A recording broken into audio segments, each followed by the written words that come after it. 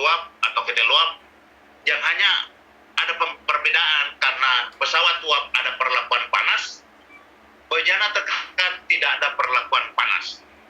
Latar belakang ya peledakan ya seperti tadi ya, bejana tekan itu adalah bejana selain ketel uap atau pesawat yang di dalamnya terdapat untuk menampung udara, menampung gas, menampung campuran gas atau campuran udara, apakah baik dikempa menjadi cair dalam keadaan larut atau termasuk kompresor.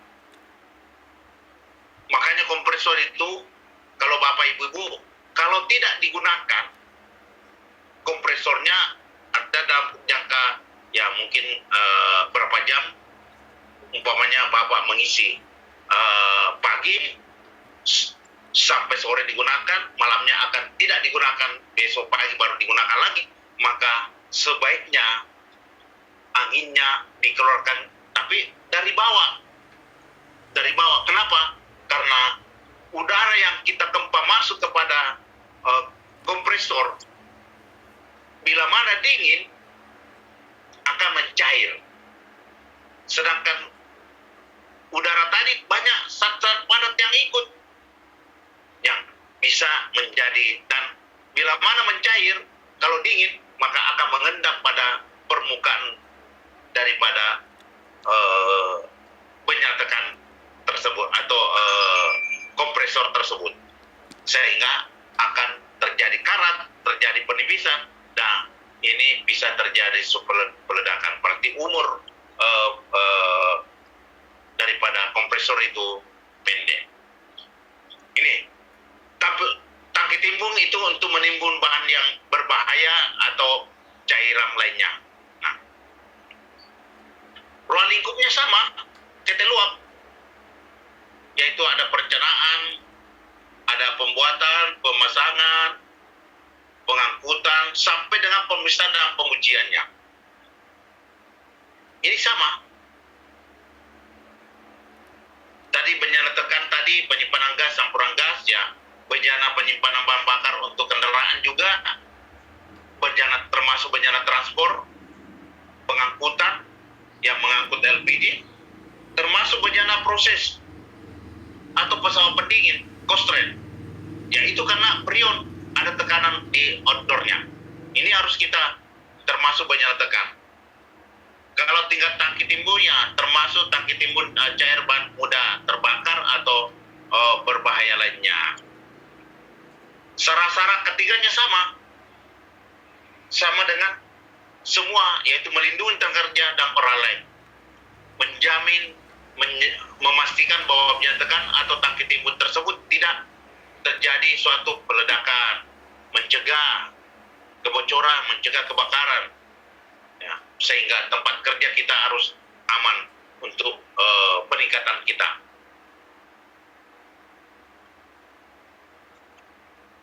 Pemeriksaan dan pengujian suatu bejana tekan itu sama dengan pesawat uap. Ada pemeriksaan pertama, ada berkala, ada khusus, dan ada ulang. Dalam pemeriksaan dan pengujian pertama itu termasuk perencanaan. Bagaimana dengan pembuatannya? Bagaimana dengan pemeriksaan pengujiannya? Bagaimana kalau dilakukan suatu perubahan atau modifikasi? Ini adalah merupakan pengujian pertama. Ya.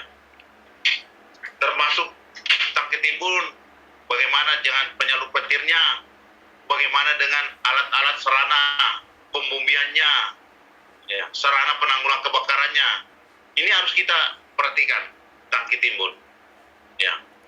Dalam pemeriksaan dan pengujian termasuk kita sama dengan visual, kita lakukan bagian luar, bagian dalam, itu visual, melakukan pengukuran dimensi, apakah luarnya bagaimana, tebalnya bagaimana, kalau perlu dilakukan NDT, ya, berapa ketebalannya, bagaimana dengan visual dokumennya, apakah sesuai dengan bahan yang digunakan, dengan tekanan, dengan dilakukan perhitungan-perhitungan, Setelah itu baru dilakukan pemadatan air dingin. Sama dengan ketel uap. Dilakukan pemadatan air dingin juga sama 1,5 kali daripada tekanan yang diperbolehkan. Hanya bedanya, kalau ketel uap setelah berkala itu tinggal tambah 3 tekanannya. Kalau bejana tekan seterusnya setiap 5 tahun dilakukan pemadatan, yaitu 1,5 kali daripada tekanannya yang diperbolehkan. Itu terus menerus 1,5 kali, karena tidak ada perlakuan panas. Ya. Yang membedakan juga di sini dengan pesawat uap dengan bejana tekan itu, dalam pemadatan air dingin tersebut itu tidak boleh ada bocor, tidak boleh berkeringat atau terjadi perubahan bentuk yang menetap. Melebihi 0,2% daripada isi semula. Nah, itu perbedaannya. Yang kedua lagi berikutnya perbedaan itu, kalau isinya lebih 60 liter maka harus dilakukan penimbangan. Dalam hasil penimbangannya di sini tidak boleh lebih besar atau lebih kecil daripada 5% daripada berat semula. Dilakukan per 5 tahun. Sedangkan tangki timbun dilakukan pemeriksaan setiap 2 tahun dan periksa ujinya setiap 5 tahun. Nah, dalam periksa uji ini, maka kita harus melihat bagaimana suatu pesawat bejana tekan dilakukan pemeriksaan. Nah, yaitu pertama, ya, pemeriksaannya dan terbanyak adalah pengisian suatu botol baja. Harus melalui dibersihkan dulu, dilakukan pengecekan, baru dikeringkan dari pengisian. Dalam pemeriksaan dan pengecekan di sini harus kita mengecek apakah betul-betul tidak ada sisa-sisa tekanan, apakah tidak ada sisa-sisa kotoran, apakah tidak ada sisa-sisa zat yang ada, termasuk asetonnya. Ini dilakukan pemeriksaan dan pengecekan. Setelah itu dikeringkan, baru lakukan pengisian. Nah, pelaksanaan periksa uji. Ini adalah botol baja umpamanya. Ini botol baja, yaitu menyatakan di sini adalah di lehernya, yaitu ada cat putih. Disinilah nameplate-nya. Di sini terdapat nameplate, yaitu ada beratnya, ada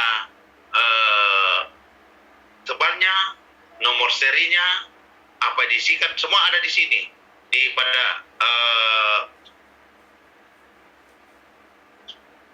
cat putih tersebut. Nah, pemadatannya sama dengan pesawat uap, yaitu diisi air sampai penuh. Setelah diisi air sampai penuh, di sini ada gelas yang diisi penuh juga. Nah, air yang ada di gelas inilah yang kita padatkan masuk kepada botol baja. Nah, disinilah nanti kita lihat apakah terjadi suatu perubahan bentuk yang menetap, yaitu lebih daripada 0,2% daripada isi semula. Nah, ini akan terjadi. Kita lihat. Setelah itu kita padatkan air yang ada di gelas masuk kepada botol baja dengan bertahap.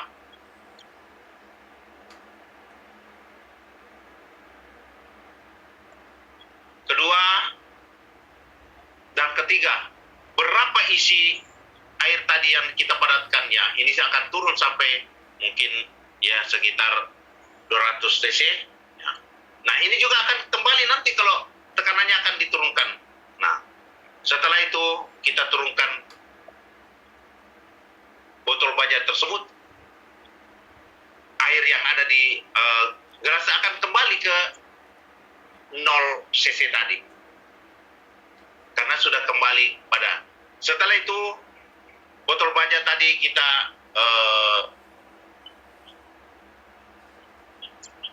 buang airnya, yang tadi yang air yang diibaratkan tadi kita buang.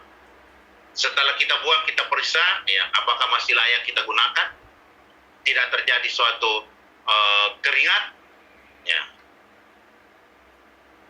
tidak terjadi suatu perubahan bentuk yang menetap sesuai dengan kita lihat pada gelas tadi, baru kita cuci.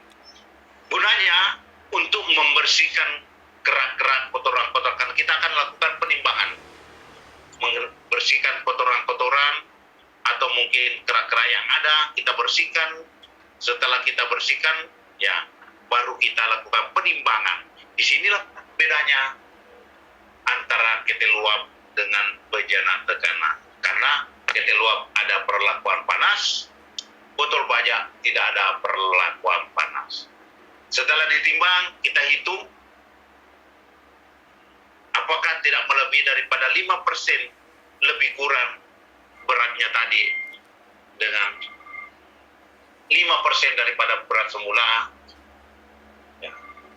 Setelah kita hitung hanya beratnya sekitar 1%, berarti masih layak untuk digunakan. Kita catat, baru kita buat laporan berapa banyak kita lakukan pemadatan, lantas kita laporkan hasilnya. Setelah itu baru kita pukul-pukul. Kalau ketel uap dilarang dipukul-pukul, dilarang dicungkil-cungkil karena ada perlakuan panas. Sedangkan untuk bejana tekan ini boleh kita pukul, gunanya untuk menentukan apakah di dalam masih ada karat atau tidak ada.